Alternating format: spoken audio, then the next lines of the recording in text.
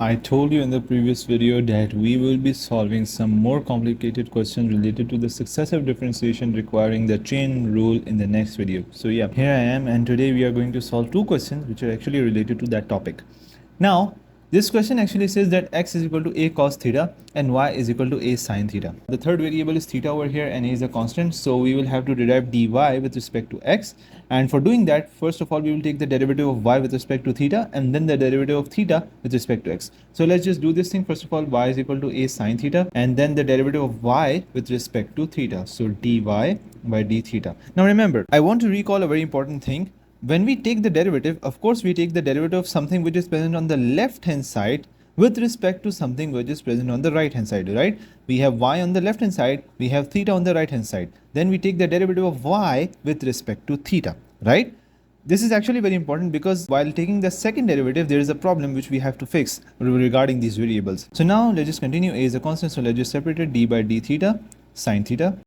A, the derivative of sine theta is actually cos theta. Now the derivative of theta with respect to x. Now we have x is equal to a cos theta.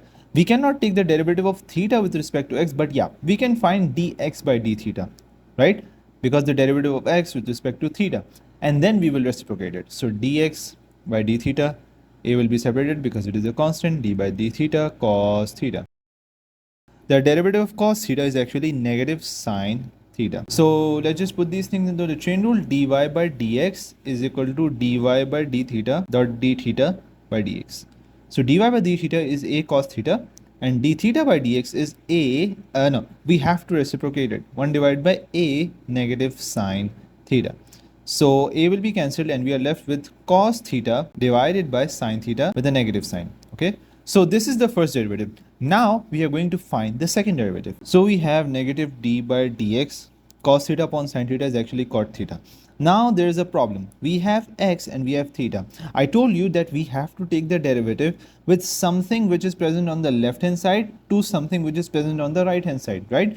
Over here we have y on the left hand side and then we are taking the derivative with respect to x, but the problem is we are having theta on the right hand side of the equation. So how can we deal with it? First of all, the derivative of cot theta is actually negative cosecant square theta. We have studied this thing in the trigonometric formulas video. Then we will take the derivative of the angle with respect to x. Let me show you what I'm talking about. Negative sign as it is, derivative of cot theta is negative cosecant square theta. Of course, we have to take the derivative of the angle, right? So the angle over here is theta, so d theta by dx. This is the simple thing you have to write.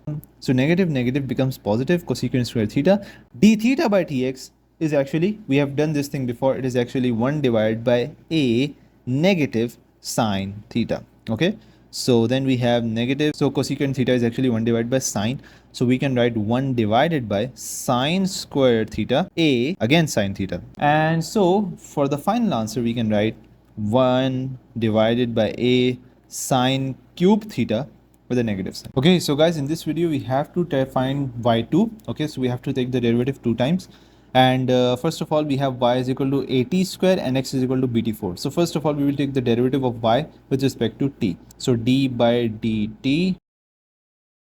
So the derivative of t square will be 2t and the derivative of the angle t will be cancelled, and therefore 2at. And then we have x is equal to bt4, the derivative of x with respect to t. So d by dt, b is a constant, so let's just separate it, d by dt, t power 4. The derivative of t power 4 will be 4t cube and then the derivative of the angle. So we have 4bt cube. Okay. So let's just put these things into the chain rule. We have dy by dx is equal to dy by d third variable dot d third variable divided by dx. So dy by dt is 280 dot dt by dx is 1 divided by 4pt cube. Okay, so we have to reciprocate this thing. It will be cancelled. We are left with 2 and t will be cancelled by the first power. So we are left with a divided by 2b. Instead of having t cube, we will write t square. So this is the first derivative. Now for the second derivative, d square y divided by dx square, d by dx. A is a constant, so let's just separate it. 1 divided by 2. 2 is also a constant and b is also a constant. So let's just separate all of these things. So we have 2b right over here and we are left with t square. A divided by 2b, the derivative of dx t negative 2. Again, we have x and we have t over here. So a divided by 2b, the derivative of negative 2 power negative 2 will be, the power will be separated, the function as it is power minus 1, negative 2 minus 1 is negative 3, and then the derivative of the function dt by dx. So this 2 will be cancelled and we are left with a divided by b with a negative sign. From this term right over here, we have t negative cube. The derivative of t with respect to x was 1 divided by 4bt cube, right? So we have negative a divided by b. Let's just reciprocate this t, so it will be positive 1 divided by 4bt cube.